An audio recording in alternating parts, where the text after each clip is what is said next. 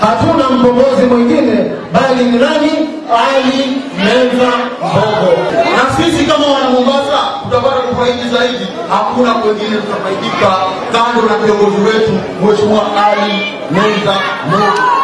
Na mwisho nataka kuambia, wakati unapopigia kura Ali Mbogo Menza kuwa gavana, hakikisha umechagua MCA ambaye ni wa Wiper ili wasimtishe Ali Mbogo wakiwa pale ndani. Sawa sawa? Hatusemi kwa kuwa Mheshimiwa Mbogo sijui ni mrembo, sijui ni fupi, sijui ni handsome, sijui wapenda kuvaa jinsi.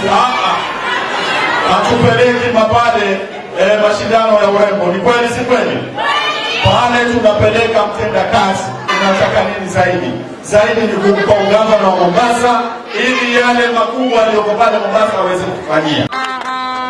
Tulikuwa pale na aspirants zaidi ya 700 na yeye mwenyewe kwa mkono wake akanikabidhi ticket kama candidate wa Wiper katika gatuzi la Mombasa unopposed. Kwa hivyo hiyo position haijabadilika mpaka siku ya leo.